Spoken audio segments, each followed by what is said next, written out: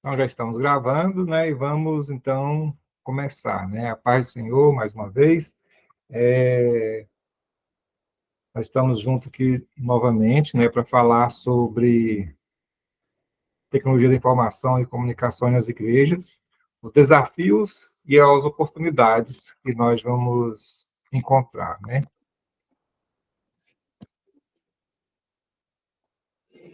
Hoje, nós vamos falar sobre informação e conhecimento, né? Como ativo da igreja, sistema de gestão e banco de dados da igreja, segurança do imóvel e proteção física, licenciamento de software como ativo estratégico, a lei de proteção de dados e direitos autorais, né? Essas informações, né, esse tópico, né, a tecnologia da...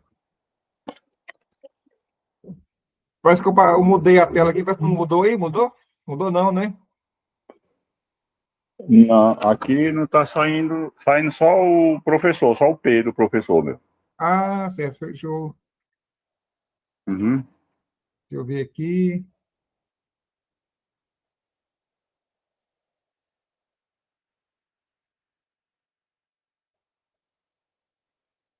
Clébio Santana, pastor Clébio, Pai do Senhor. Ô, Pai do Senhor Jesus, oh meu Deus. Estamos aqui, Nós temos, professor. Demorou a entrar. nós temos Demorou, né? que... Hoje demorou. A gente teve um probleminha aqui. Cheguei tarde de Pastor Clébio, serviço e tive um probleminha com a senha também, de novo. Né? Como cheguei tarde, eu tive esse problema. Troquei de computador, né, para a aula de hoje, tá? E acabei tendo esse probleminha aí. Mas já estamos gravando, viu? Você acabou de chegar agora. Deixa eu ver se eu acho que onde eu mudo a apresentação aqui. Ah, chegou. Deixa eu ver aqui de novo. Tem hora que ele muda aqui, eu não consigo pegar direito aqui o treco aqui, mas vamos lá. Então, o conteúdo programático nosso de hoje é isso, né? Informação e conhecimento, né, como ativo da igreja, como ativos, né, da igreja. Os dados hoje, nós estamos na era do conhecimento, né, ou na era da informação, como alguns falam, né, e com essa onda da IA generativa, né, ou AI generativa, o conhecimento vai ficar cada vez mais valioso, né? Então ele é um ativo muito valioso hoje. Né? E tem muitas empresas, né, como a Meta, né, que é do Facebook e do WhatsApp, né, o Google também, né, eles valorizam muito esse conhecimento, as coletas de informação, né, quando tem o YouTube gratuito aí, ou o Gmail e tal, tudo isso, ou o próprio Google mesmo, né, tudo isso é para quê? Para coletar informações, né? Essas informações, esses dados, então, né, vão gerando informações, essas informações vão gerando conhecimento, tá? Tem um videozinho aqui que eu vou colocar ele para vocês dar uma olhada, porque eu achei bem interessante, né? E para mudar assim um pouco a dinâmica, né? Então vamos colocar ele aqui para vocês verem. Para se comunicar bem, é importante fazer boas leituras do que acontece ao seu redor. Beleza? Para se comunicar. E aí, caminhantes, tudo beleza? Para se comunicar bem, é importante fazer boas leituras do que acontece ao seu redor. E isso envolve dados, informação e conhecimento. Mas você sabe a diferença entre esses elementos? Não sabe? Então vamos conversar um pouquinho sobre isso?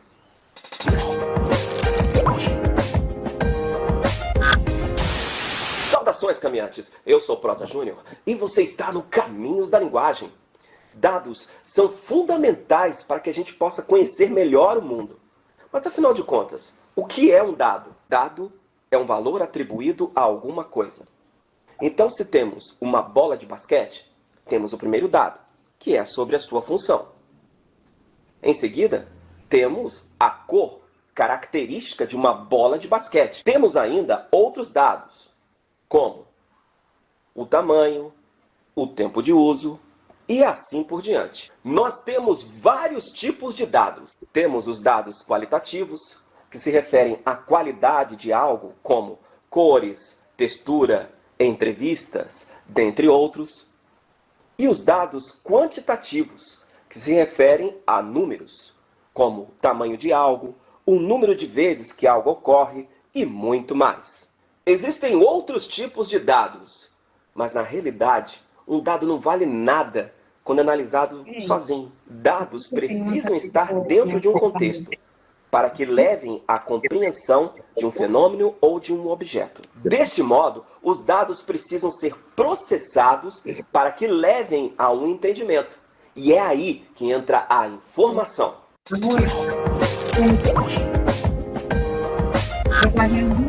Informação é quando apresentamos dados dentro de um contexto.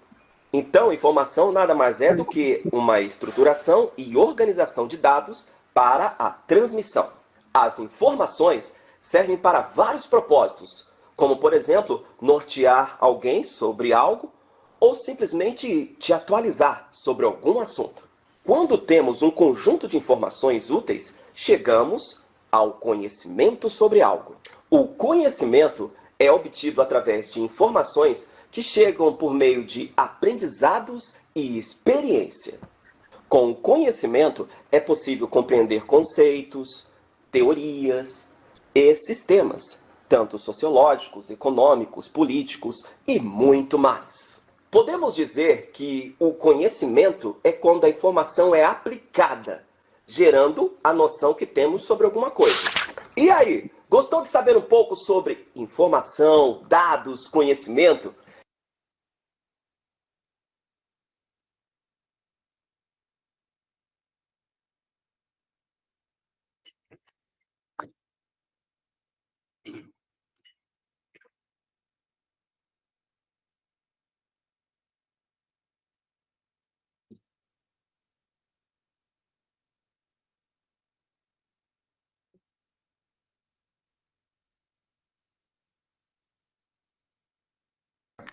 Eu desliguei o microfone aqui, estava falando sozinho.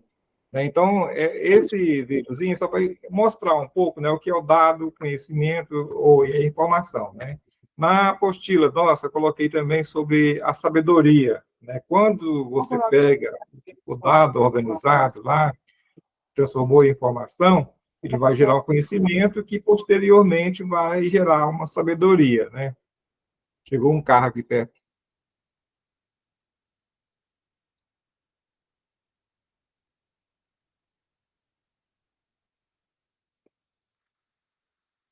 Deixa eu ver se eu acho a minha janelinha aqui da apresentação, que sumiu aqui.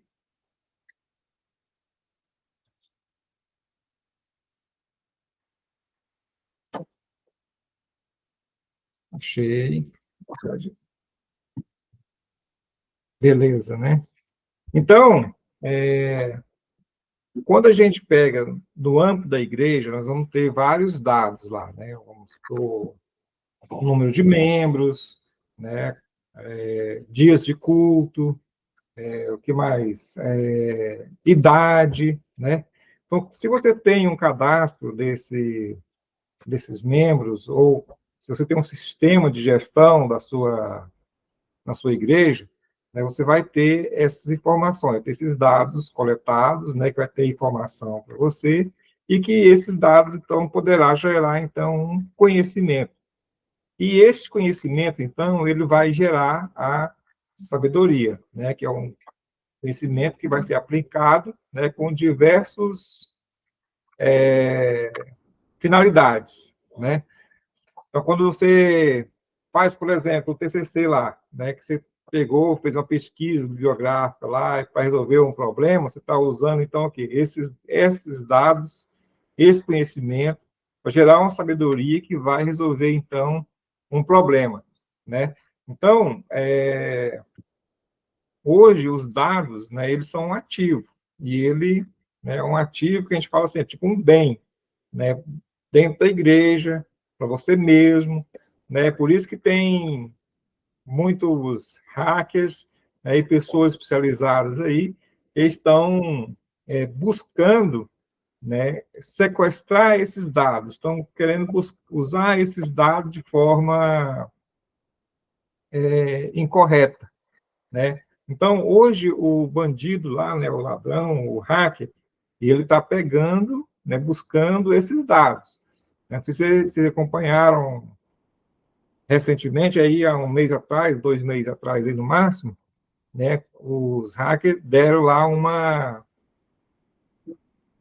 um prejuízo, né, para o Banco Central do Brasil com aquele que é o sistema do Pix lá, né? O cara pegou, só fez o quê? Ele passou a senha dele lá para o hacker, né? O hacker foi lá e entrou com esses dados dele, né? Que a senha é o dado do usuário e a senha é o dado lá. Ele entrou lá e pegou, então, né, com acesso a essas informações, roubou, né, 600 milhões dos bancos, né? Então, nós temos que proteger esses dados, né? Porque esse dado hoje ele é um ativo, né? Ele é um ativo intangível, né? E muitas vezes para nós, principalmente dentro da igreja, esse dado não é mensurável, né? Esse conhecimento, né, tem um valor que ele não é mensurável, a gente não consegue monetizar ele, definir um valor, né? Mas quando é uma empresa, né, já é mais palpável esse valor, já é mais substancial, né? E quando se fala de banco, então, daí que é maior ainda esta importância desses dados. Mas, contudo, dentro da igreja, né, a informação, o dado, o conhecimento, ele é um ativo, tá? Imagine se os discípulos de Jesus, né, não tivessem se esforçado para manter o conhecimento de Jesus, né, registrado naquela forma anterior, em pergaminhos, em papiros, em cartas, né, que chegou até nós hoje. Né? Hoje, a forma como nós organizamos os dados, esse conhecimento, né, é um pouco diferente. Né? Então, já está tudo digitalizado praticamente, a maioria está digitalizada. Né? E nós temos uma gama maior de informações armazenadas. Né? Nós temos foto, vídeo, temos arquivos, né? Eu lembro que o meu primeiro pastor, ele tinha um sermonário, não sei se vocês lembram disso aí, ou já ouviram falar disso aí, né? O sermonário é um caderno, né? Era um caderno, que ele escrevia todo o sermão, né, dentro desse caderno. Tá? Então, ele tinha lá aquele sermonário. Então, quando ele queria fazer uma pesquisa, né, sobre alguma coisa, pregar no funeral, por exemplo, né? Você já tinha feito, né, um sermão anteriormente sobre isso, né? Ele voltava lá e pesquisava como ele tinha feito naquele momento, e isso dava uma nova roupagem para aquilo ali, ele lembrava como ele tinha feito, né? Porque no dia a dia, né, você tem muitas coisas para fazer, né, e acaba, então, na correria, às vezes não dá tempo de fazer algo totalmente novo, né? Então, naquele tempo já tinha esse modelo de armazenamento, né, que ele usava o caderninho dele lá e guardava, então, todos os sermões dele. Hoje, você já usa o quê? Usa o tablet, né, usa o celular, né, armazena esses dados onde? Na nuvem, né, no Google Drive ou no Drive, né, e assim por diante, tá? Então, hoje, nós temos uma forma diferente de gravar essas informações, né? E essas informações, elas têm ainda esse valor, tá? Então, aqui nós temos um diagramazinho, né, mostrando que o dado simples lá, uma sequência de dados é fazer uma informação, né, uma sequência de informação vai gerar conhecimento, e quando nós estudamos esse conhecimento, ele vai gerar, então, uma sabedoria. Nós podemos utilizar, então, para resolver um problema ou explicar alguma coisa, tá?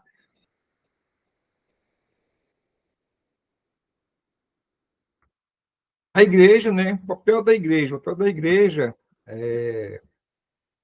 ela é essa guardiã da palavra de Deus e da memória comunitária, né, como estava falando anteriormente, né, os discípulos, apóstolos, né, eles guardaram essa memória, né, e transmitiu para nós hoje, né, cumprindo o ID de Jesus, essa memória chegou até para nós hoje.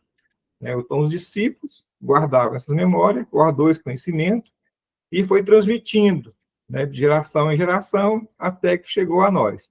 E nós, né, como a igreja atualmente, nós temos, então, também de preservar essa memória, né, compartilhando experiências de fé, né, compartilhando aprendizado, né, compartilhando a própria palavra de Deus. Então, essa memória comunitária ela é um ativo intangível de valor inestimável, né, que vai nutrir a identidade e a continuidade da fé através das gerações, né? Então, a TIC, hoje, ela pode auxiliar na preservação e no acesso a esses ativos, tornando-os mais disponíveis e seguros, né? Ou, assim, mais acessíveis a mais pessoas, né? Então, a TIC, hoje, vocês têm uma ideia, eles desenvolveram um sistema, né, que, utilizando a inteligência artificial, eles conseguem agora traduzir a Bíblia, né, daqueles textos antigos lá, pergaminhos antigos. Então, aqueles pessoal lá da alta crítica, né, eles estão fazendo estudos, né, utilizando as ferramentas da TIC, né, para comparar, ver se as traduções hoje, se elas estão verdadeiras, né, se aquele texto foi traduzido de forma correta, né, ver se não teve nenhuma irregularidade, né, então eles estão verificando isso, né. Então, eu achei interessante quando eu vi essa reportagem, né, que demonstrava, né, que os estudiosos agora estão utilizando, então, desenvolveram um sistema, né, para ajudar a transcrever essa linguagem morta, né, esses textos antigos, né, tipo o grego koiné e o hebraico antigo, aramaico e hebraico antigo, né. Então, eles estão utilizando agora o auxílio computador para fazer essa tradução, né, ou comparação com a tradução, né, ou outros textos que eles não conseguiram traduzir antes, né, eles estão conseguindo traduzir mais, né. Então, a IA hoje, a IA não, a TIC, né, ela permite que você compartilhe a sua fé, né, de várias formas, né. E quando você também pode utilizar também o sistema, né, da igreja lá, você pode, então, utilizar um banco de dados e vai fazer, então, o gerenciamento dessas informações que você tem. Se você tem um sistema de cadastro de membro, ou um sistema de cadastro de eventos na sua igreja, né, então você vai armazenar isso onde? Em um banco de dados, tá? Além dos seus arquivos lá, né, o sermão, que é feito em um arquivo, geralmente no Word, né, uma foto, que é um arquivo em fotografia, né? Quando você utiliza lá um site ou um sistema, né, você vai armazenar ele em um banco de dados que ele precisa de uma forma diferente de gerenciamento, né, de gestão. Geralmente, você não vai usar o seu computador para armazenar o sistema, né, da sua igreja. Geralmente, você vai contratar uma empresa para armazenar essas informações, né? Ainda tem algumas entidades, né, algumas empresas, algumas igrejas, que usam o computador como servidor para armazenar essas informações. Mas ele não fica muito, vamos dizer assim, seguro, né? Que pode haver uma queda de energia, que vai truncar que pode causar o truncamento das informações no HD e você pode acabar perdendo informações, né? Quando você está utilizando, né, uma empresa para hospedar essas informações, para guardar o seu banco de dados, você vai ter, então, uma gestão disso aí.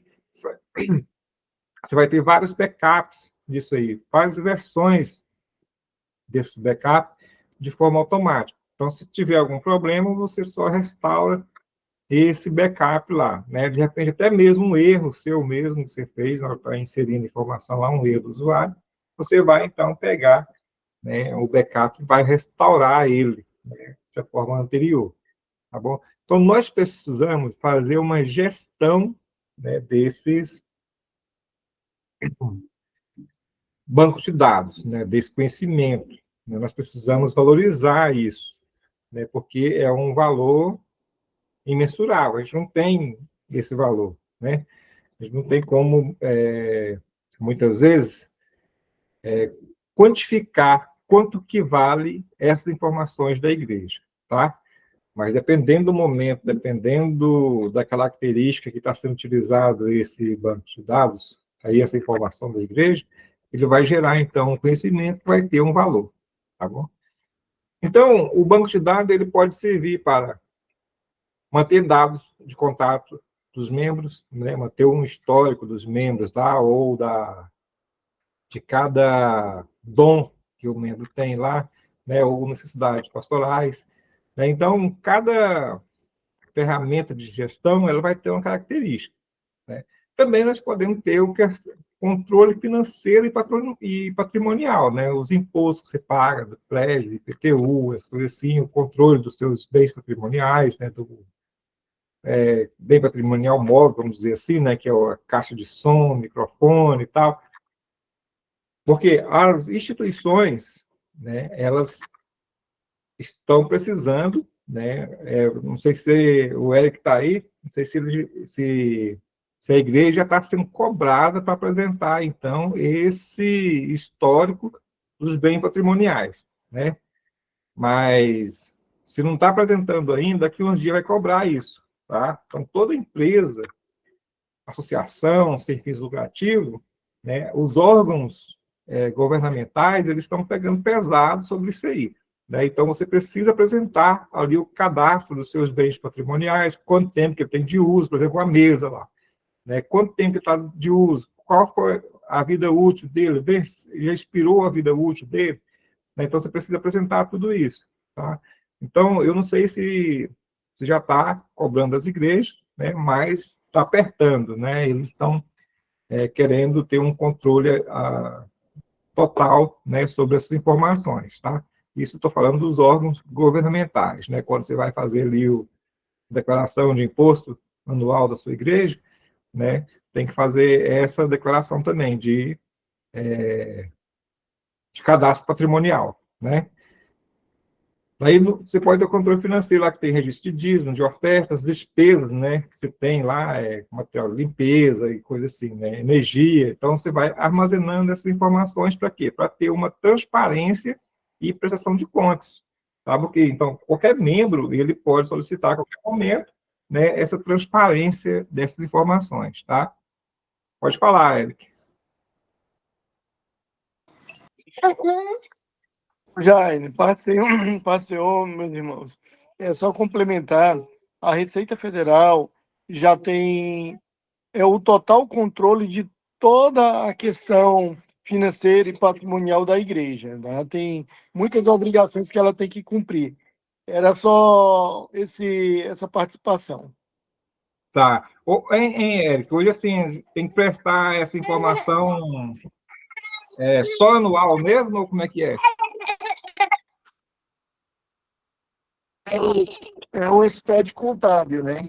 Todos os anos o SPED contábil, a maioria das igrejas são obrigadas, e se ela não apresentar, ela fica incompatível com, por exemplo, ele faz a movimentação financeira.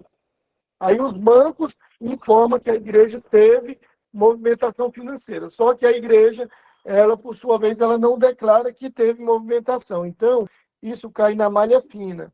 E isso ela pode até, em algum momento, perder a imunidade tributária. Entendi. Né?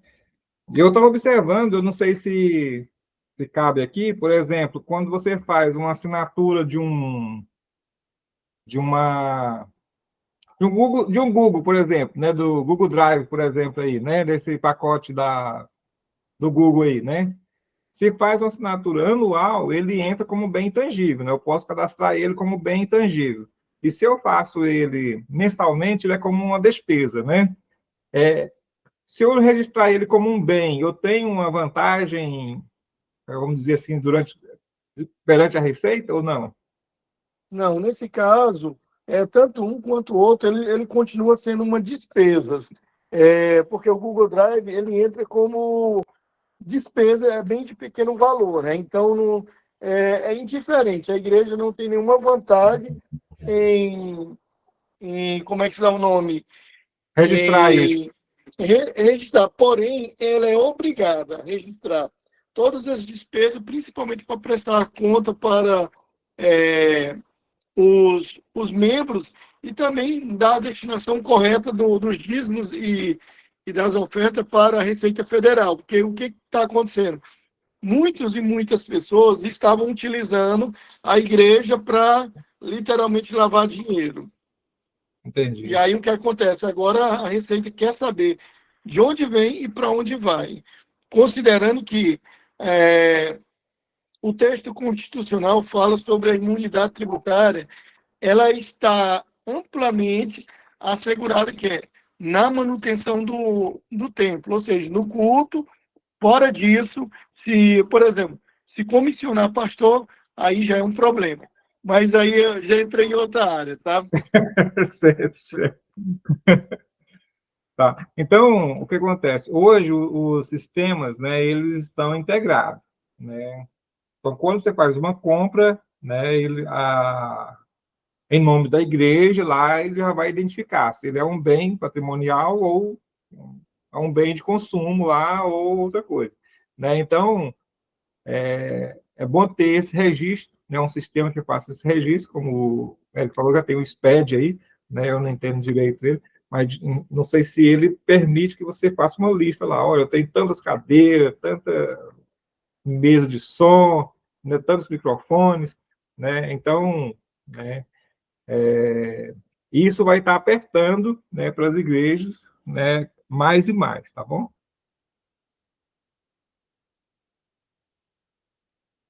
Então, quando está falando da segurança digital, né, dos dados, né, da informação, do conhecimento, né, do banco de dados, ele é um bem, ele é um ativo, né, e precisa ser mantido seguro, tá? Então, a segurança digital, né, ela está ficando importante cada dia mais, tá bom?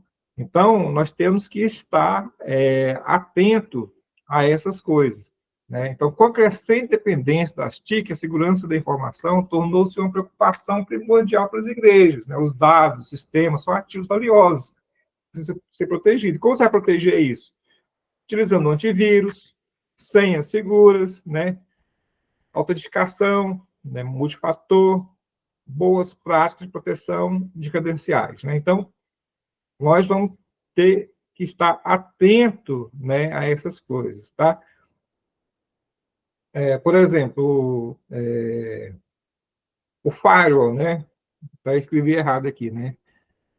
E ele vai proteger a sua rede, né? Se você tem uma câmera de segurança na sua igreja lá, uma câmera digital, e você colocou o firewall lá, ele vai impedir que uma pessoa não autorizada tenha acesso à sua câmera de segurança lá, tá? Ou que um hacker, né, tenha acesso aos seus computadores lá, né, para acessar os documentos, acessar os dados dos seus membros, né, acessar informações financeiras, tá?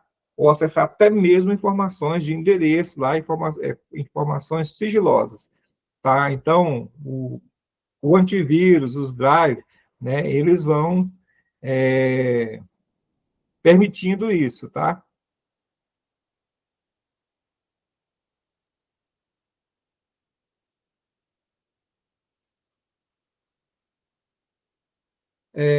As senhas, né? Vocês lembram, nós tivemos esse pequeno problema na outra aula, no outro dia lá, porque a gente estava, né, com o problema da senha multifator. E onde o Adilto estava, ele não tinha acesso a, ao telefone, né? E como a senha multifator, eu não conseguia acessar aqui, que enviou o código por telefone, e eu não conseguia acessar, tá? Então, mas é o quê? É uma segurança, tá? Porque a pessoa não autorizada pode acessar essas informações, utilizar as credenciais da igreja para fazer coisas, né, ou do seminário, para fazer coisas não lícitas, tá? Então, nós temos que estar atento a isso aí. a ter um bom antivírus no computador, né, a ter um firewall adequado, tanto no computador quanto no seu roteador, tá? Né? Então, quando você configura lá o seu roteador, você tem que configurar o firewall direitinho, tá? Vai proteger, ou vai bloquear as portas lá, ou os mecanismos que pode ser, dispositivo que pode acessar a sua rede, né? Você vai configurar tudo isso, tá bom? E quando você colocar uma senha, né, lá para o seu e-mail, para sua conta no Instagram, ou para sua conta no Facebook, você não vai colocar a sua data de aniversário ou a data de fundação da igreja, tá? Porque isso é uma senha insegura, né, e que vai facilitar, então, a invasão desses hackers, tá? Então, nós precisamos adotar boas práticas de proteção de credenciais, tá? Proteção de dados, proteção de senhas, tá? E proteção de credenciais. Você tem que evitar, né? Às vezes a pessoa tem uma senha complexa, né? E vai e coloca lá essa senha complexa, ele coloca escrita no papelzinho e cola na tela do monitor. Ou põe na gaveta ali, onde está o computador. Então, isso aí já não é muito legal, né? Tá? Porque a pessoa que tem acesso a essa informação lá, ele vai conseguir essa informação e vai, né, utilizar os seus dados de forma, uma forma não lícita, tá? Então, nós temos que tomar cuidado com isso, né? Daí isso aí vai fazer o quê? É ferir, de repente, a ética, né, da igreja, né? Eu fiquei sabendo um tempo que um pastor, né, com a senha frágil, né, os hackers pegaram essa senha do Facebook do pastor e usou para divulgar garotas de programa, tá? Então, imagina aí a situação. O pastor, né, com senha frágil, deixou ali, né, os hackers sequestrar e foi divulgar, então, garotas de programa. Então, imagina a comunidade, né, descobrir, olha, o pastor, aquele pastor estava divulgando as meninas, né? Então, é perigoso isso aí, tá? Então, até provar que você indicou que não é pomada, né, o estrago estava feito, tá bom? Então, é muito importante isso aí, né? Você fala assim, não, é só meu Facebook aqui, ninguém quer não, tá? Mas o cara, para fazer o mal, ele pega lá, e se você não tiver cuidado, o estrago vai ser grande, é muito difícil, né, para você conseguir, então, reverter isso aí. Eu mesmo tive um amigo, eu tive vários amigos já que me ligaram de madrugada, né, preocupado, né, porque as pessoas tinham usado, né, as credenciais dele, usado fotos dele armazenadas, né, e usaram para fazer outras coisas, montagem e tal, né, e daí tiveram que ir atrás para bloquear essa informação. E bloquear essa informação é muito complicado, né? Colocou na rede hoje, né, começa a divulgar, pulando de um para outro, né, e quando vê, já está disseminado. Daí você pegar tudo isso, remover, dá muito trabalho, tá bom? Então, é melhor a gente precaver, tá? Então, ter um antivírus bom no seu computador, né, no seu celular, né, ter um firewall, e o firewall configurado de forma adequada, né, o firewall também no seu computador configurado de forma adequada, tá? Ter senhas seguras, né, e essa autenticação aí com a face, com o dedo, né, com a digital, né, ou com multifator, né, que você pede e envia o código para o seu celular lá para confirmar se é você mesmo ou não, tá? Então, isso são boas práticas na proteção de credenciais, tá bom?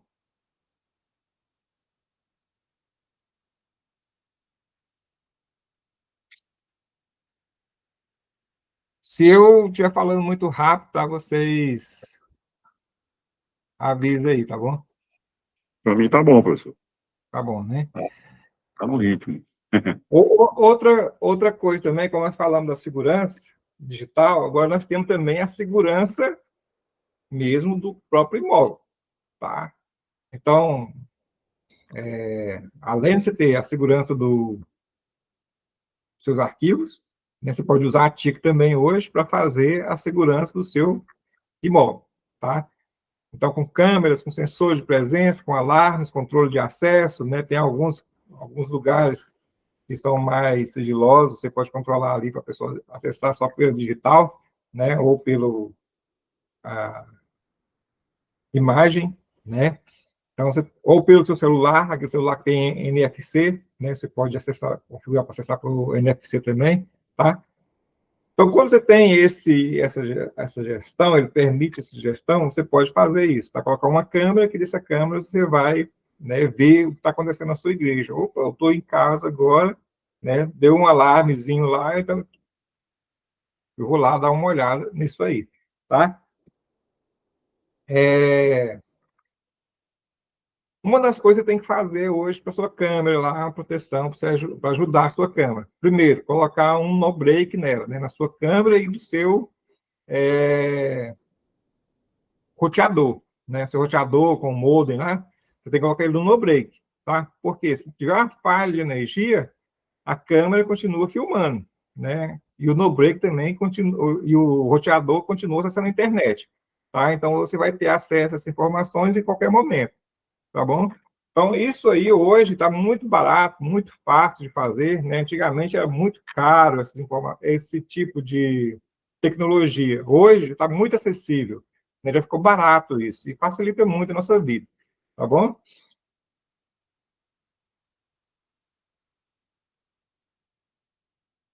Outra coisa que às vezes nós passamos despercebido, né, é o licenciamento do software, né? Então nós temos que fazer esse licenciamento, tá? Eu estou usando o Word, né, ou o Windows, estou usando o Windows pirata, não licenciado, né?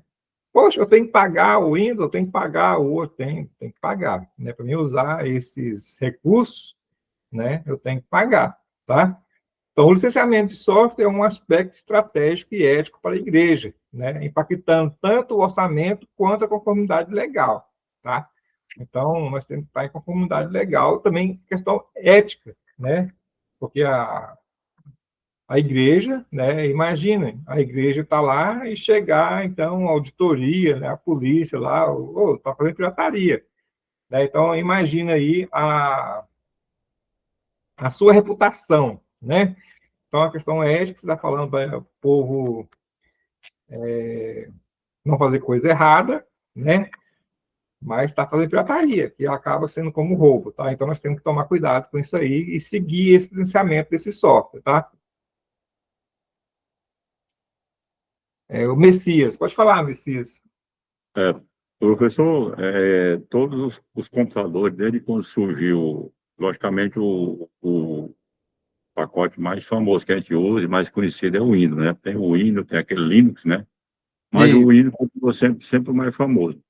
Em todos esses tempos que a gente usou o Windows nos computadores, a gente já tive aqui alguns computadores, todos eles sempre foram pagos assim, e os que a gente usa, no caso meu aqui, eu comprei um computador novo, e ele não é original, então tem que pagar. Então, essa é uma palavra boa do senhor aí sobre essa situação, que eu já tinha planejado já e idealizado para poder justamente pagar esse licenciamento anual, que eles mandam aqui o comercial agora, toda hora ele bota a plaquinha lá, quer assinar e tudo.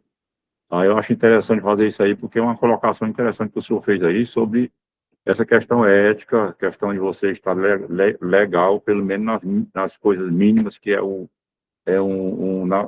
pacote que você usa no seu computador, né? isso. Então, assim, quando você faz um licenciamento, né, você tem a vantagem, se é comprado, né, por exemplo, o Windows, né, você instala o Windows lá e não é o Windows original, você tem que ativar ele, tá? Então, quando você ativa ele, está usando uma ferramenta que um hack criou, né, para ativar esse Windows, né, para simular lá que foi pago já, tá? Quando você faz isso, você está abrindo porta, né, para o hack acessar Entendi. o seu computador, que porta que você não sabe nem o que está permitindo, né? Então você vai ter aí uma insegurança, vai ter um vírus, vai ter uma série de coisas, tá? Então, de repente, o barato vai sair mais caro, tá bom? Então, E, compensa, e, né? inclusive, o senhor falou na aula anterior sobre essa situação. Esse pacote que vem, ele é gratuito, mas você não sabe se lá vem um jabuti lá, como o pessoal gosta de dizer, um O jabuti cavalo de dentro, Troia, né? ou um cavalo de Troia, né, para poder ficar pescando as suas informações, né? Isso, né? Então, Não, assim, foi o recomendado é quando você for comprar o computador já na igreja, você já compra ele com essas ferramentas, né? Que fica mais barato. Você compra ele com a licença OEM, né? E fica mais barato, tá? Então, você vai ter um custo menor, tá bom? Perfeito, professor. Mas nós temos também outras licenças, como as licenças open source, tá? O software livre, tá bom? Daí, o caso do Linux, né? Do LibreOffice, do Inkscape, né? Então, são ferramentas, né, que são software livre, open source, nós podemos utilizar sem ter um custo, né? Então, de repente, você, não, eu não quero comprar, eu não preciso comprar, então você pode usar, né, as ferramentas open source, tá? Hoje está muito amigável você utilizar Linux, utilizar o LibreOffice. O LibreOffice é o mesmo Office da Microsoft, tá? Tem menos recursos, né? Faz a mesma coisa, né? Mas tem menos facilidade. Quando você compra hoje o Office pelo Microsoft Office 365, por exemplo, a inteligência artificial já está ali do lado, né? No próprio texto, você pode fazer uma pergunta já e pedir para o Copilot inserir informações ali para você. Tá? Então, quando você compra, você já tem essas vantagens, né? Certo, certo. E a responsabilidade legal, né, no uso desse software, que se nós estamos tudo legalizados, não vamos ter nenhum problema, né?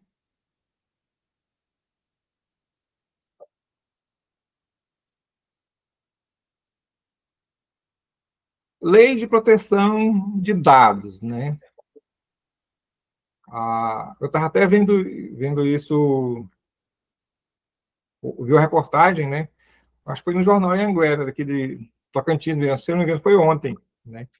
Falando sobre isso, né? O cara entrevistando lá, né? A importância, né, de proteger esses dados, tá? Então, a igreja, hoje, ela tem que ter o cuidado, né? Porque se um hacker invadir seu computador lá, né, e pegar as informações dos membros, CPF e tal, né, então, assim, pode causar um prejuízo, um transtorno ali, tá? Então, a legislação brasileira, ela exige que você tenha esses cuidados, tá? O cuidado no tratamento de dados sensíveis, trate os dados pessoais dos seus membros com responsabilidade de transparência e segurança. Você está coletando informações dos seus membros, tem que avisar, olha, vamos fazer seu cadastro aqui, né? Com essas informações aqui, você autoriza a gente cadastrar você? Se não, você não autorizar, você não pode cadastrar, tá? Ou limita as informações que você pode cadastrar, tá bom? Então, a Lei de Proteção de Dados, aí, ela estabelece regras sobre coleta, armazenamento, tratamento e compartilhamento de dados pessoais, né? Então, as igrejas, ao lidar com essas informações, elas precisam, né, ter esse cuidado, tá bom? Direito autoral e proteção de mídias, né? Então, também nós temos que estar atento a isso aí, né? Vamos fazer um vídeo, colocar no YouTube. A música que eu vou usar lá, né, ou a imagem que eu vou estar usando, né, eu tenho que ter cuidado com isso aí, tá? Se é uma imagem que não tem direito autoral, né, se a música ela é livre, ou se eu tenho permissão, às vezes a música não é livre, mas eu tenho permissão para utilizar ela, né? Então, nós temos que ter esse cuidado, tá bom? Então, a produção e o uso de mídias digitais na igreja também envolve questões de direito autoral e precisam ser compreendidas e respeitadas, né? Então, hoje nós temos os cantores cristãos, a harpa cristã, os hinários, né? Então, isso aí ele já está legalizado para a igreja, né? Mas outras músicas, né, desses cantores mais famosos aí, que estão fazendo sucesso, se você for utilizar ela, você tem que ter permissão do cantor lá, né, ou da banda, ou da igreja que tem responsável por aquela música, tá? Para você utilizar, tanto nos vídeos no YouTube, ou até mesmo na própria igreja, né? Ainda bem que os cantores evangélicos, eles não são muito, vamos dizer assim, mercenários, né? Eles não levam isso ao pé da letra mesmo, né? Porque senão até mesmo para cantar um corinho na igreja, lá você teria que pagar, tá bom?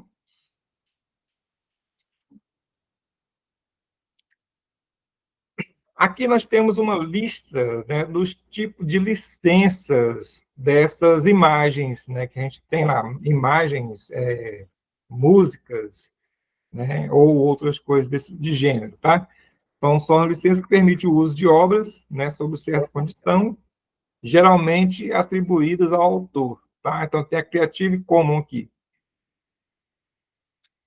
A ECAD, né, que é quando você tem essas músicas no Brasil aqui, né, que é responsável pela arrecadação e distribuição dos direitos autorais de músicas, né? Então, as igrejas utilizam músicas em suas programações públicas, né, presenciais ou online, pode precisar de licença, tá? Então, aí tem até um lugar aí na Jus Brasil, né, falando sobre isso aí, tá? Também tem uma licença exclusiva para a igreja, né, que é essa aí, ó, CCLI, né? Ela é uma licença exclusiva para a igreja, tá? Então, quando você tem essa licença, geralmente é mais barata, tá? Esse imagenzinha aqui embaixo, né? Ela é uma licença de esse da Creative Commons, tá? Então, esse CC aqui, pode compartilhar ela, tá? Então, aqui, cada símbolozinho desse aqui, ó, ele tem uma finalidade, né? Ele tem uma finalidade, tá? Eu posso, por exemplo, compartilhar, eu não posso vender, né? Eu não posso alterar, tá? Então, eu tenho que observar isso aí. Ou, se eu for usar, eu tenho que citar elas, tá bom? Então, quando for utilizar uma obra, né, uma imagem, uma música, né, um filme, um vídeo, observar os direitos autorais, né?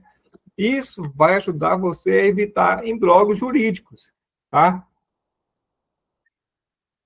Que às vezes nós esquecemos disso, né? E acabamos entrando lá nesses imbróglios, tá? Então, essas licenças, né, quando você usa elas, você vai evitar, então, esses imbróglios jurídicos, tá bom? Então, você vai ter uma melhor forma de evitar problemas, né? Então, sempre, ou quando precisar, né, você buscar autorização para o uso desses materiais protegidos. Né? De repente, você pesquisa rápida lá, olha, esse aqui é protegido, então eu vou pegar um que não é protegido, tá bom? Então, nós temos que estar consciente disso, né, para a gente evitar problemas jurídicos, né, ou imbróglios, tá? Então, essa primeira parte aí, né, eu acho que vocês têm alguma pergunta sobre esse aspecto?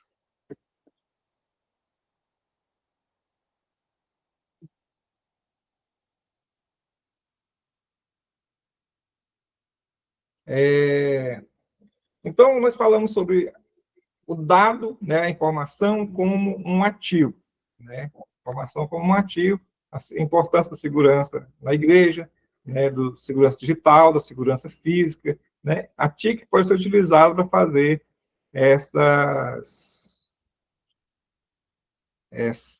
ajudar, né, a gente a proteger tanto as informações físicas quanto as informações digitais dentro da igreja, tá bom?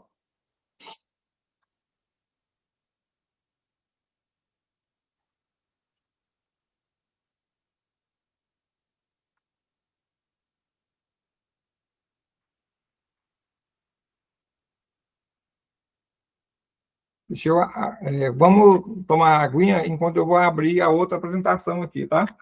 Rapidão. Ok, professor.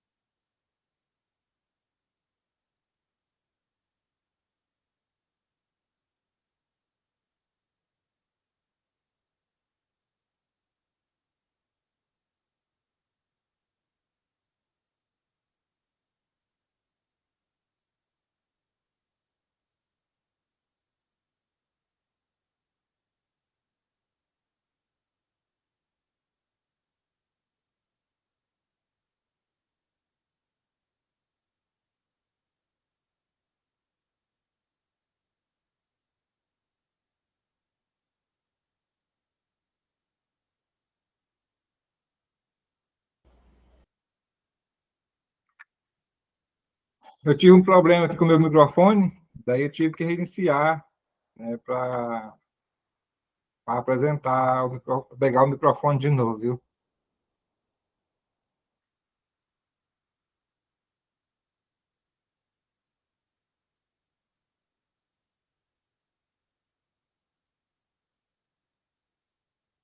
Então, a nossa... Esse conteúdo agora, né, ele faz parte do capítulo 5, né, da nossa apostila lá do nosso livro, nosso material didático da TIC, tá? Tecnologia da Informação e Comunicação, tá? Hoje não, mas em outro momento, talvez eu possa, na próxima aula, eu já inicio a gente mostrando a hospedagem, a configuração que a gente tem no nosso provedor lá, tá? Nossa hospedagem, e como vamos instalar também fazer a instalação do site, tá bom? Então, hoje vamos falar um pouco sobre essa criação de site, né? Criação de identidade visual, registro de domínio, contratação de hospedagens, né?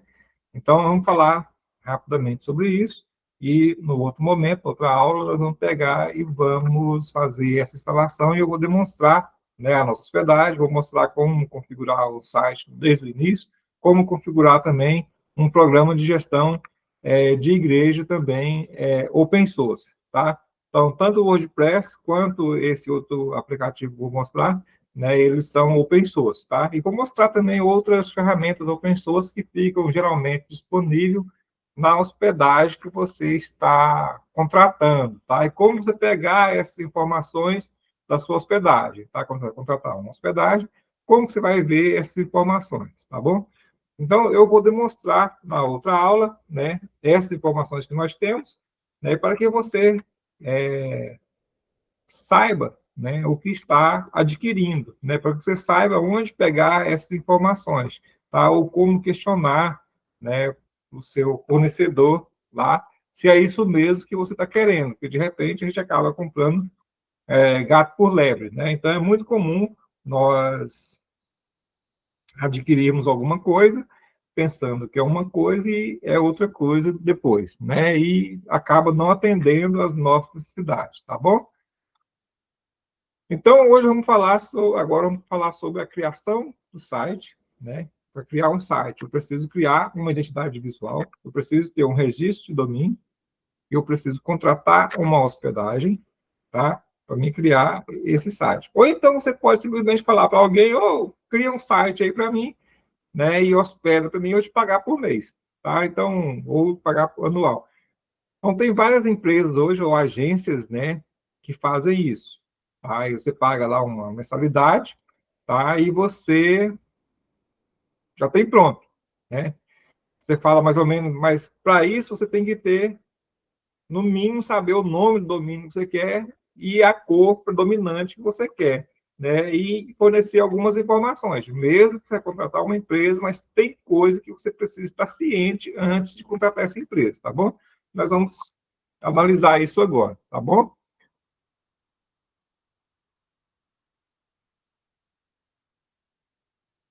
Então, a criação de um site institucional, né, para a igreja ou para uma empresa, você precisa ter um domínio, né? Você precisa de ter um layout, né, saber como que ele vai ser, né? E você precisa ter, então, uma hospedagem e depois o conteúdo, tá? Então, esse conteúdo é você que vai fornecer, não é a pessoa que está desenvolvendo, né? Então, é você que vai fornecer esse conteúdo, tá bom? Então, você tem que ter essas informações. Então, por exemplo, nós temos o site, o domínio, né, seta.tel.br, que dá acesso ao Moodle, né? Temos também o outro domínio, que é o ieadonai.org.br, né? Não é arroba, né? ieadonai.org.br. E o setatel, que é seta.teologia, né? Seta.tel, que é também um domínio que nós registramos, tá bom?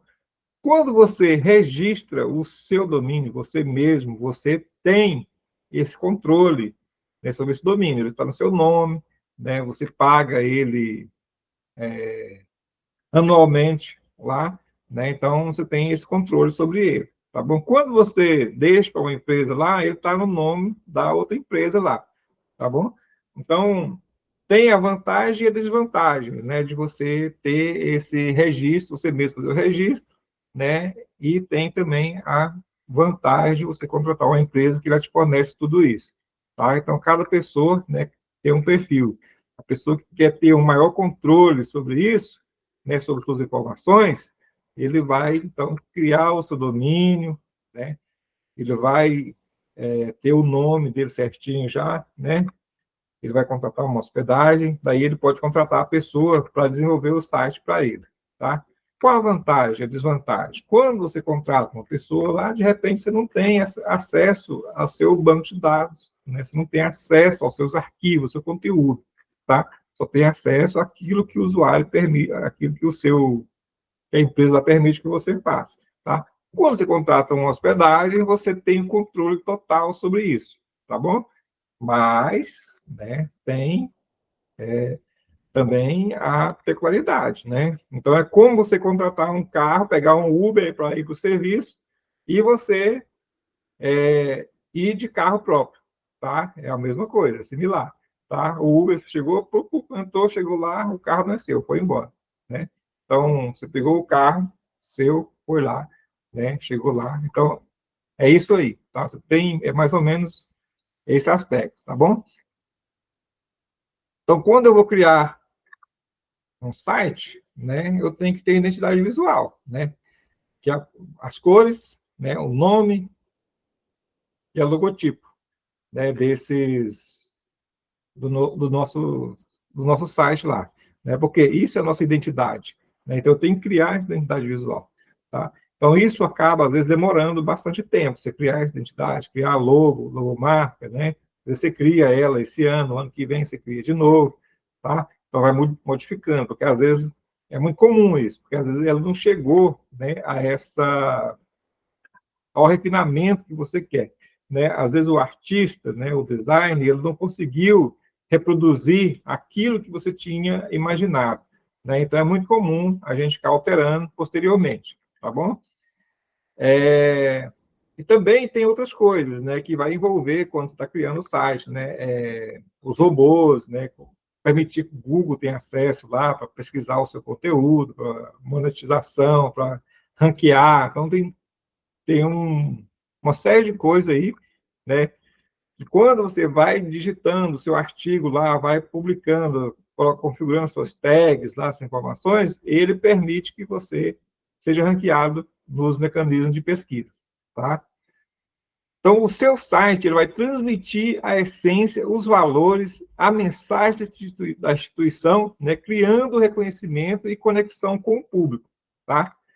Então, a pessoa, muitas vezes, ele tem lá o Instagram, mas ele quer ter o site, né? Porque o site, ele dá aquela coisa, assim, de mais oficial, né? Mais fidedigno, mais confiança, né? Quando o Instagram, às vezes, não, né? Lá no site, você coloca o link do seu Instagram, né? E no Instagram, você coloca o link do seu site, tá? Então, isso facilita para a pessoa, né? Quer confirmar. Então, viu lá, né? A igreja, né, o Instagram da igreja, mas ele quer confirmar, ó, é da igreja mesmo, isso aqui é oficial mesmo, ou é alguém se passando pela igreja? Né? Então, o site lá ajuda você a ter isso. Tá? A criação do site institucional, né, voltando aqui de novo, né, tem a criação da identidade visual, né, o registro de domínio, a hospedagem. A hospedagem ela pode ser compartilhada, ela pode ser virtual, private service, né? E ela pode ser também uma nuvem, tá? Então, cada um desse tipo tem as vantagens e a desvantagem, tá? Então, quando eu estiver mostrando mais lá, a gente vai comentar mais sobre isso aí, tá? Então, a contratação da hospedagem, ela pode ser mensal e pode ser anual também, tá? Ou ainda tem a de acesso, né? Você pode contratar pela quantidade de acesso, tá? A criação do site, eu posso criar ele programando manualmente, né? usando lá as ferramentas de programação, a linguagem de programação de HTML lá ou outra coisa, né? Ou eu posso usar as ferramentas como WordPress, tá? Para fazer essa programação, tá bom? Na minha hospedagem também eu posso ter outros aplicativos gerenciais, tá? Que é gestão de membros, eventos, finanças e entre outros, tá bom?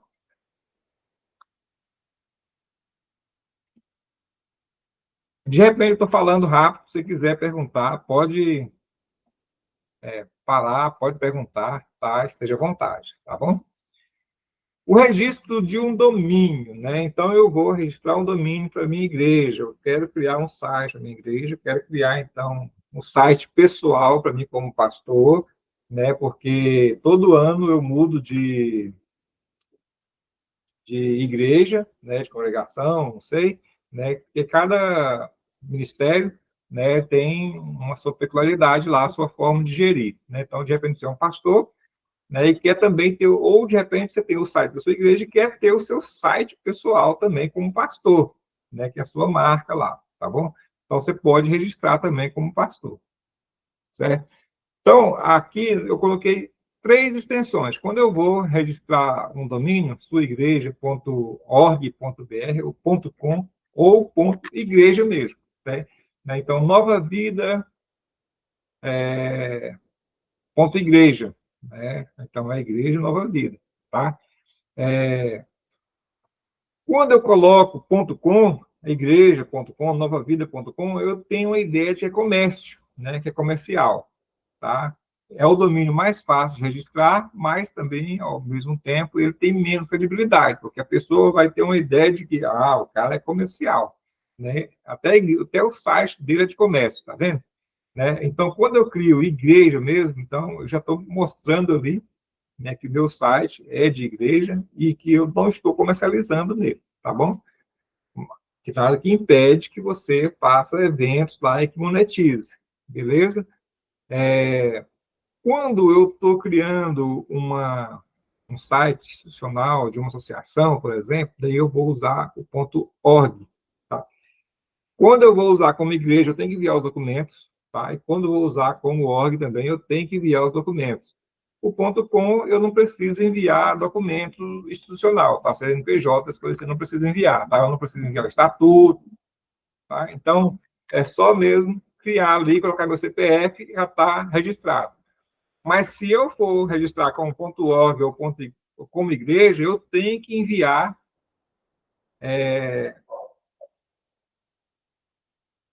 o documento, às vezes, se eu não me engano, a última vez que nós fizemos, nós tivemos que enviar ele impresso para eles, né? Tivemos que esperar um tempo lá, tal, né? Mas hoje já está mais automatizado já, você não precisa tanto, você registra lá, assina pela aquele assinatura digital, né? Então você não precisa ficar enviando, mas tem servidor que exige o envio desse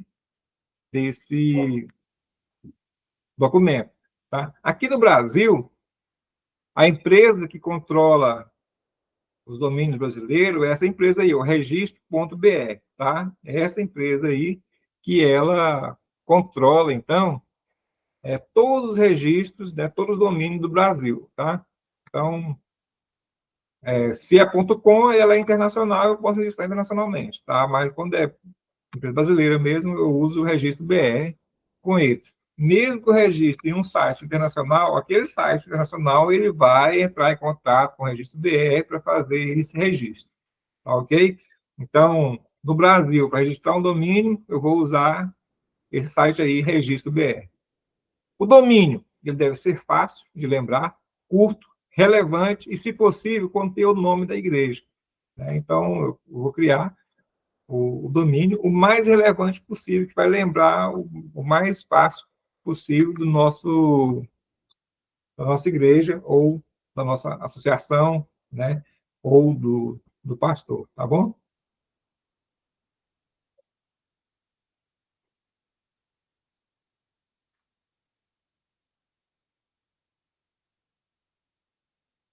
Então, o registro de domínio é o endereço único do seu site. Quando você vai registrar lá, ele vai pesquisar, você tem já registrado já aquele domínio, tá? E se não tiver, você pode registrar. Tem as extensões, .org, .com e .igreja, que é mais comum para a igreja, tá? Mas tem outros, tá? .edu, .br, e assim, tá, assim vai, tá?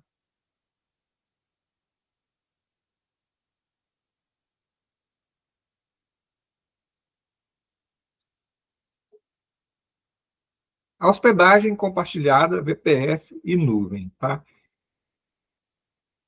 É um serviço que armazena arquivos do seu site em servidores conectados à internet, tornando acessível 24 horas por dia. Tá? A escolha do tipo de hospedagem, compartilhada, VPS ou nuvem, depende da necessidade de tráfego, segurança e recursos da sua igreja.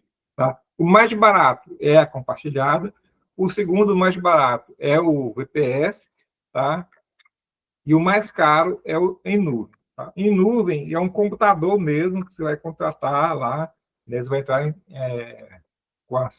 contato com a sua hospedagem, tá? E ele vai configurar um computador exclusivo para você, tá? O compartilhado, não. O compartilhado, ele é uma máquina virtual lá, ou um servidor, que tem vários acessos. Eu vou ter uma conta lá também e vou acessar ele, tá? O VPS é Virtual Private Server, né? Então, é um servidor privado que está em um computador que ele tem ali várias máquinas virtuais, tá? Então, nós temos que saber o que nós queremos, né? Então, de repente, estou iniciando, eu vou pegar, então, o compartilhado, que é mais barato, tá? O compartilhado, ele tem a desvantagem seguinte, que os aplicativos lá, eles são aqueles padrões, né? São padrões já. Então, todos que eu estou usando ali, seguem aqueles clientes ali que eu estou usando junto com ele. Se eu quiser mudar um recurso ali, uma versão do banco de dados, uma versão da linguagem de programação, eu não posso, porque todos os usuários que estão ali compartilhando comigo, né, têm que concordar com isso, né? Então, geralmente, você não tem como alterar isso aí. Fala, não, outros usuários não estão utilizando, tá bom? O virtual private, lá você tem uma máquina virtual privada, você tem que configurar ela todinha, né? Ou então você vai contratar um técnico para configurar para você, tá? Onde você vai instalar lá todas as ferramentas que você precisa. Claro, tem as padrões já instaladas, né? Mas os demais que você precisa, você vai instalar, tá bom?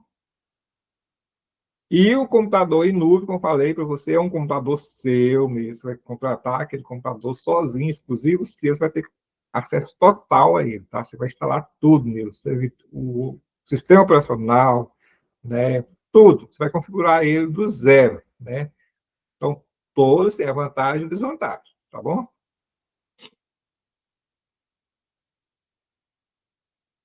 Aqui, né, uma tabela comparativa, né, dos tipos de hospedagem, né?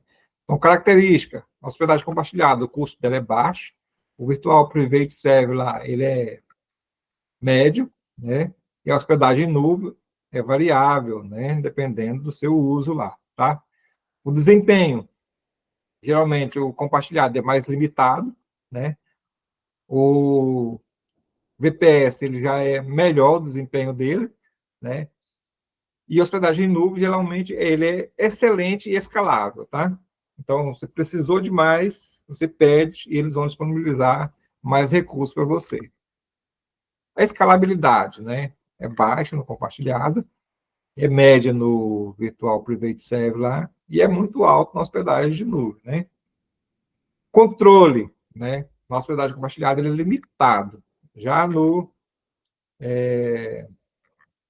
virtual lá, Private Server, VPS, né? Ele é alto, né? E no hospedagem em nuvem ele é muito alto. Você tem controle praticamente total sobre ele. Tem a segurança, né? Então, a segurança do compartilhado ele é básica, né? Tem um risco por compartilhamento. A Virtual Private Server ele é boa, que tem um isolamento entre os usuários, né? E a hospedagem em nuvem é muito boa, tá? Que tem uma infraestrutura mais robusta, né? Facilidade de uso, né? Então, a compartilhada ela é muito fácil, né? Que é ideal para iniciantes. O VPS ele requer um conhecimento técnico moderado, E a hospedagem em nuvem requer conhecimento mais avançado, tá? Quanto aos recursos, compartilhado é limitado, né? Tanto o processador, quanto a memória RAM, quanto o armazenamento, tá? O VPS, ele é configurado, né? Dedicado e é configurado. O hospedagem em nuvem, ele é dinâmico, né? Se você precisar, ele vai colocando, tá? Então, é o mais flexível, né? Para quem é indicado, aqui tal, sites pessoais, né, o compartilhado, blogs, sites pessoais ou pequenas empresas, né? O Virtual Private Server lá é mais para sites médios, para lojas virtuais, né, e aplicativos leves. E a hospedagem em nuvens para grandes aplicações de e-commerce, né? A questão do tamanho, né, se é a empresa pequena ou grande, isso aí depende muito de quem está olhando, né? Nós, atualmente, estamos utilizando, né, no nosso site, lá no Moodle, isso compartilhado, tá? Talvez a gente mude para esse VPS.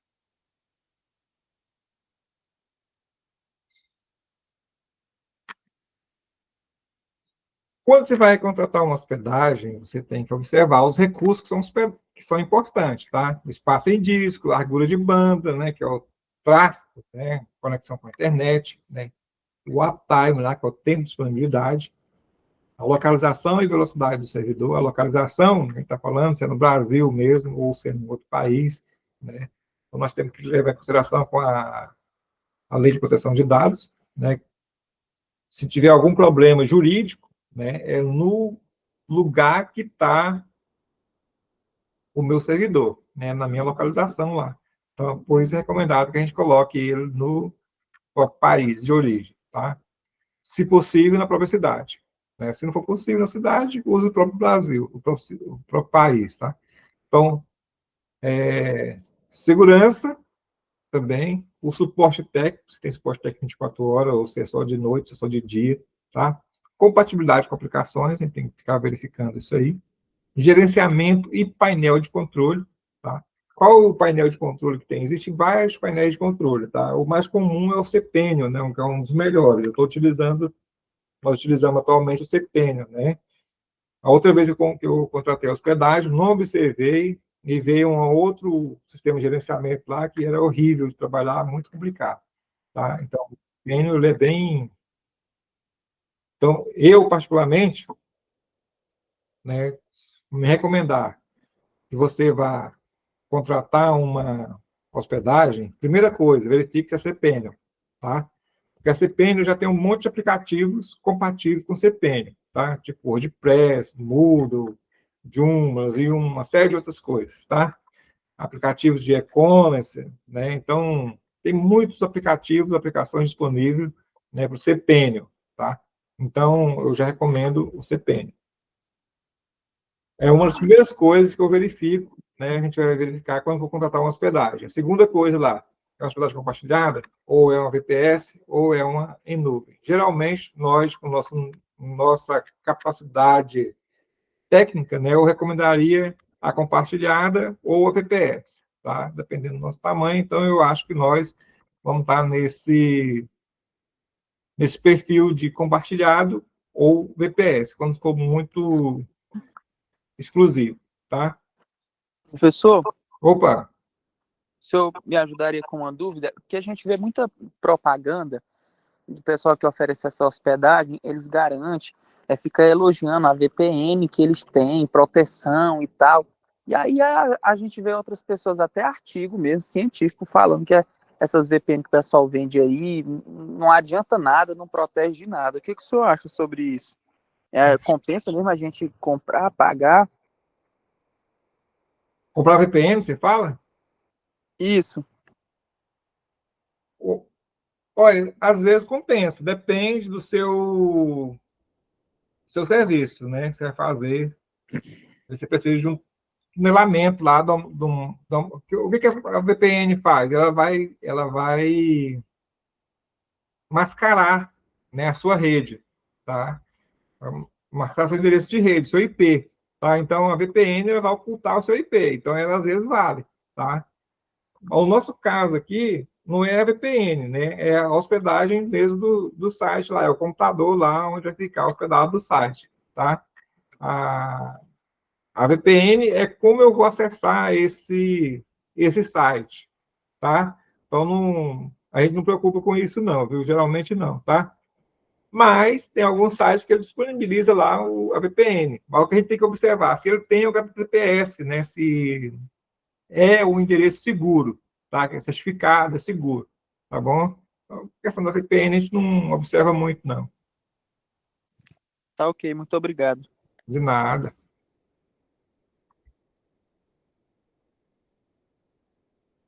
Nós, no início, quando a gente estava começando com o Moodle lá, né, quando passava de 50 pessoas, né, que está escalabilidade e crescimento. Então, quando passava de 50 pessoas, o nosso Moodle ficava lento, travava, né, outra pessoa não conseguia entrar mais, tá? Hoje a gente já tem uma quantidade maior de pessoas, se eu não me engano, é 2.000 usuários que podem acessar simultaneamente nossa hospedagem, tá? Então, são algumas coisinhas assim que nós vamos ter que observar quando vamos contratar uma hospedagem, tá? Se você vai fazer só um site mesmo, você não precisa se preocupar muito com a questão do acesso, né? Mas você tem que observar lá a quantidade de acesso que permite, tá? Então, se permite lá só 5 acessos simultâneos, você não pode comprar, tá? Eles também no site, eles falam assim, o tráfego, né? O tráfego se eu acesso muito, eu vou ter a quantidade de tráfego, né, que pode trafegar entre o meu usuário e o meu site, tá? Então, eu tenho que estar atento a essas coisas. Então, de repente, é um site barato, um servidor barato lá, né, uma hospedagem barata, né, elas têm algumas limitações, tá bom? Então, a gente tem que estar atento a essas coisinhas.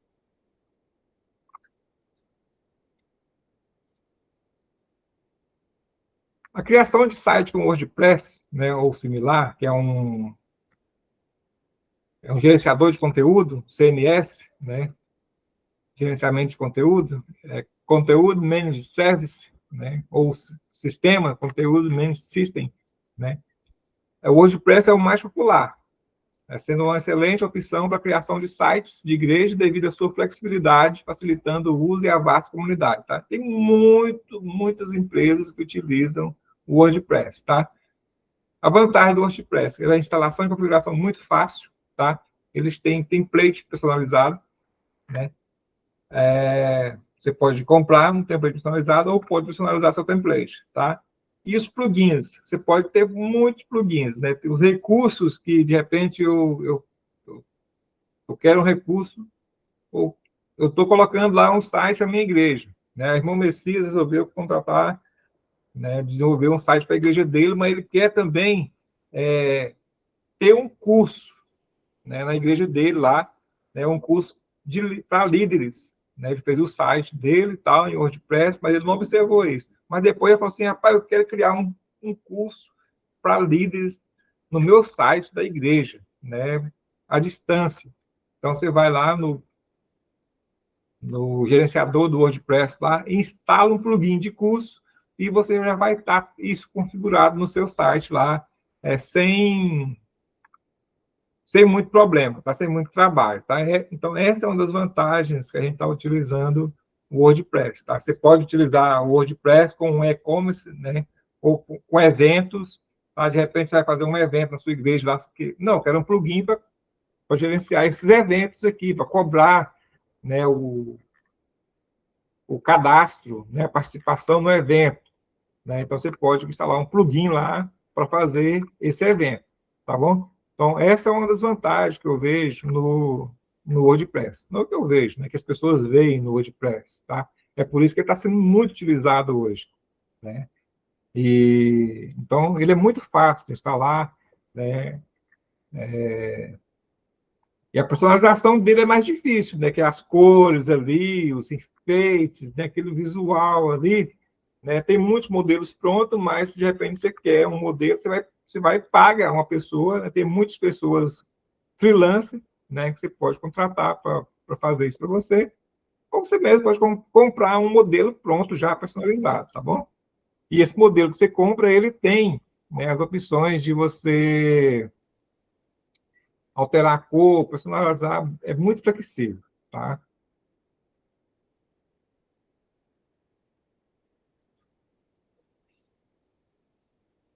Quando eu vou contratar uma hospedagem, né,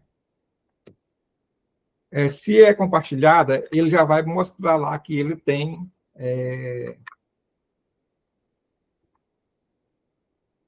as linguagens de programação, né? Se ele é cPanel, ele já permite a instalação do WordPress, tá? Então, daí eu tenho que observar qual o requisito da minha hospedagem aqui, né? Para o WordPress. Então, é PHP 8, né, o superior, MySQL 8 o superior, né? MariaDB, ou servidor web como Apache, né? E suporte também a HTTPS, que é navegação segura, lá como o irmão perguntou sobre a VPN. A VPN para nós não é muito importante, né? A navegação segura é importante, tá? Também são recomendados pelo menos 1 GB de espaço em disco, tá? Então, quando você vai contratar, né, uma hospedagem, você tem que observar essas coisinhas aqui, ó, né? Espaço em disco, né? Ele precisa de no mínimo 1 GB, tá? Se a gente vê lá, né, que eu preciso de no mínimo 1 GB, né? Tá aqui, né? Espaço em disco para instalação do WordPress, né? E no mínimo 128 MB de memória RAM, né? Então, quando você vai observar o servidor lá, você tem que observar isso. Qual a memória RAM dele? Qual o espaço em disco, né? Qual é o PHP que está disponível para ele? Qual o banco de dados, né? Qual o servidor de web que vai estar usando lá? É o Apache, é o Wix, né? Ou que tenha suporte para esse módulo aí, tá bom? Então, geralmente, quando a gente vai contratar, a gente só verifica, não, tem suporte para o WordPress, a hospedagem, né? Se tem, beleza, né? Se eu for contratar uma hospedagem VPS lá, um Virtual Private Service, eu tenho que instalar tudo isso aí, tá bom?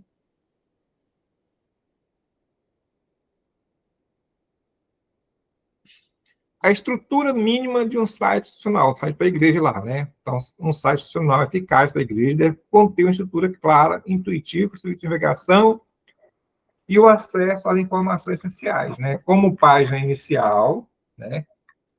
A página Quem Somos, a agenda e notícias, geralmente é um formato de blog, tá? Contato e localização e também, de repente, doações, né? Permitir que as pessoas elas façam doações lá para a sua igreja, né?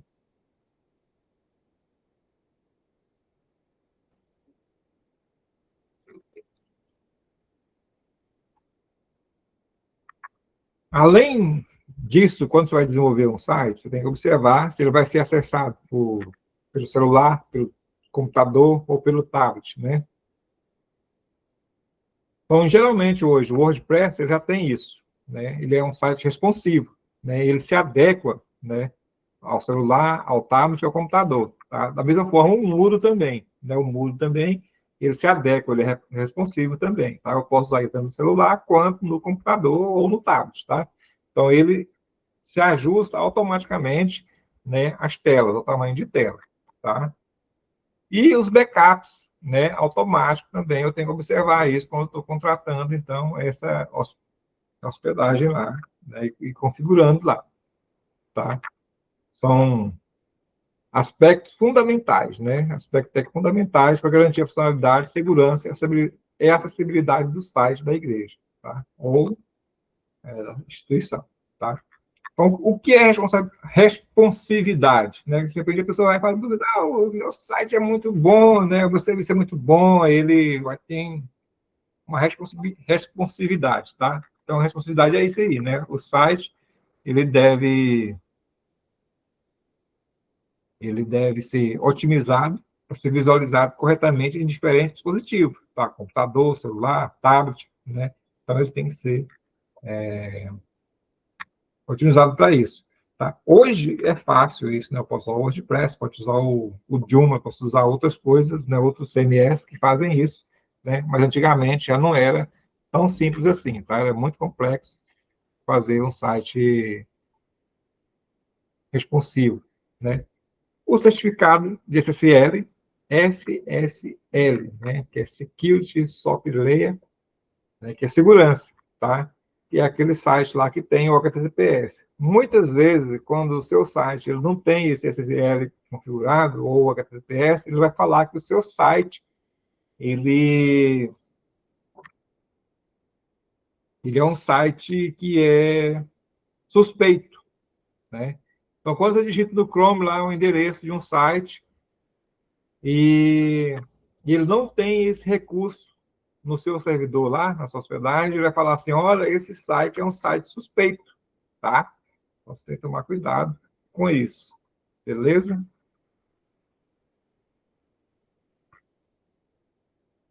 Então, backup automático, né, já falamos sobre isso, né, você tem que ter o backup regular, semanal, diário, né? Você vai ver qual o tipo, né, de backups que você quer utilizar no seu site, tá? Ou na sua hospedagem, beleza? Porque daí ele vai ter esse backup, tá? Então, deu problema lá, ou você mesmo foi atualizar lá e não saiu de acordo com o que você queria, né? Daí você vai voltar novamente, tá? Tem muitos serviços de hospedagem que são gratuitos, tá? E vou deixar para você fazer essa pesquisa, tá? Para identificar quais são as hospedagens que são gratuitas e quais são as pagas, para você verificar qual é a vantagem e a desvantagem disso aí, tá? Uma desvantagem é para falar para você que você não pode monetizar ele, tá? E muitas vezes, quando é gratuito, você não pode colocar o seu domínio, tá? Ele vai ficar como um subdomínio, tá? Então, geralmente o gratuito ele não permite que você tenha um domínio próprio, tá? Então, eu já acho uma desvantagem muito grande e não compensa pegar um site gratuito totalmente por causa disso, tá?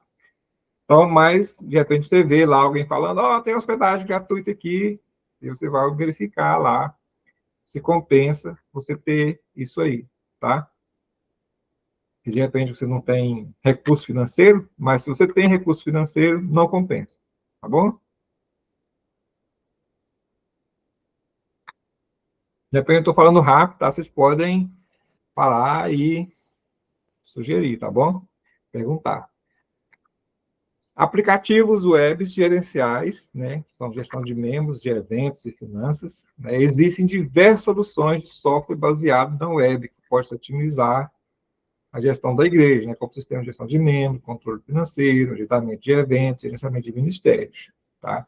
Então, existem muitas ferramentas web, né, que você pode utilizar elas, e elas são open source, tá? Então,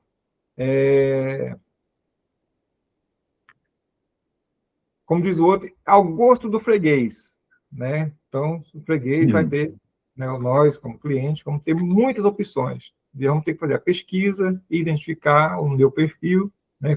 Hoje está muito fácil, você pode ir no YouTube, pesquisar, identificar, né? Como criar um site WordPress, você pode colocar lá no YouTube, tá?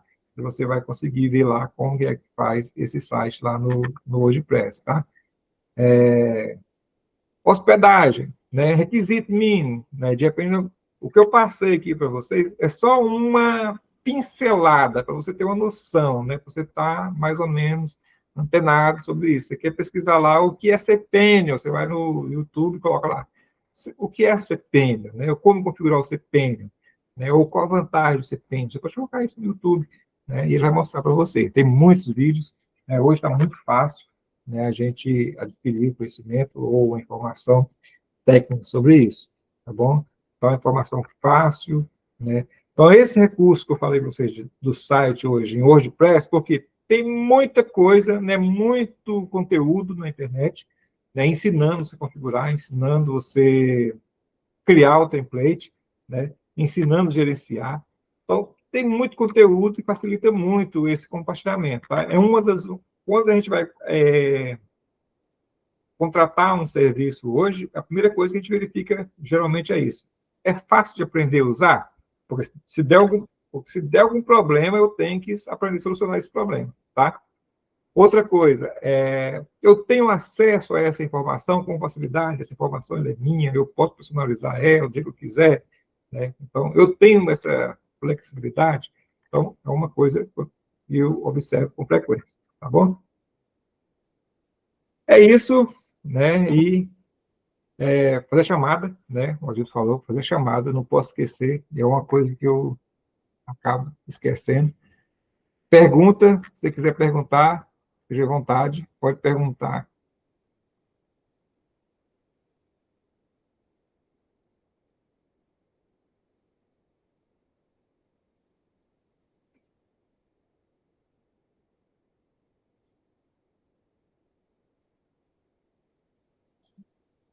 Chamada a frequência no outro computador, eu tenho que achar ela agora lá no outro computador. Deixa eu ver aqui.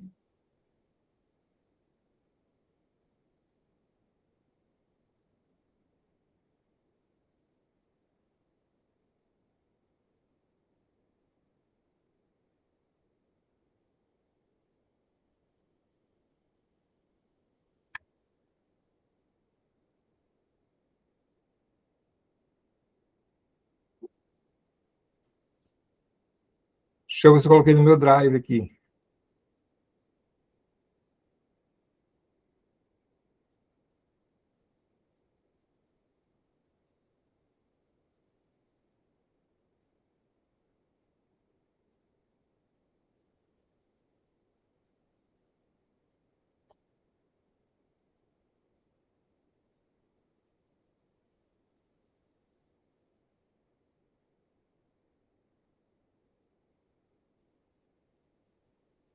Não, eu não coloquei no meu drive também a frequência. Deixa eu ver se eu chego nela aqui. Deixa eu ver se eu chego. Estou chegando. Espera aí.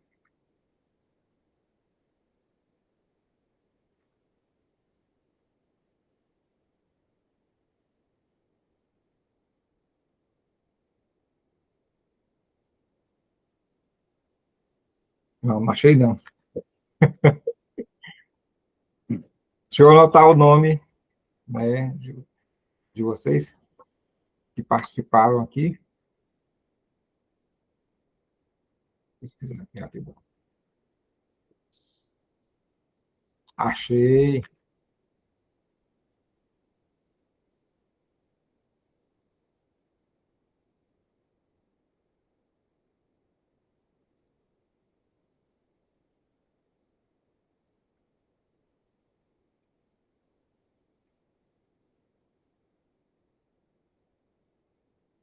Mas eu não pude acessar ela, né? Então vamos fazer uma diferente aqui hoje.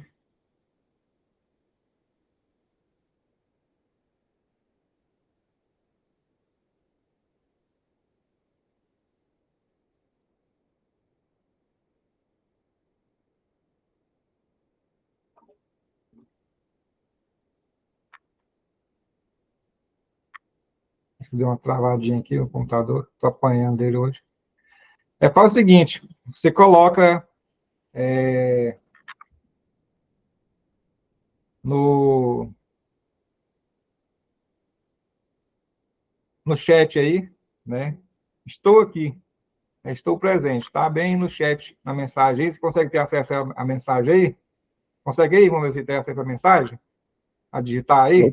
Sim. Então digita aí, estou aqui, pronto. Você escreveu aí, daí eu já vou pegar essa aí e guardar ela, tá bom? E já serve a sua frequência.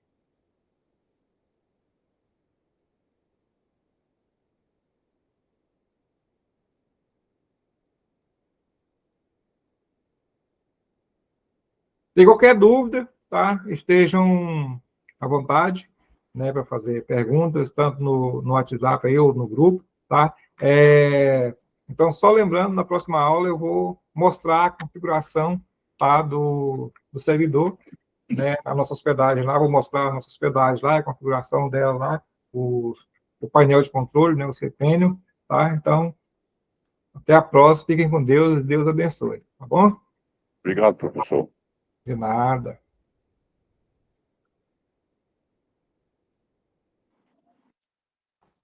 Boa noite, meu povo. Paz do Senhor. A paz do Senhor.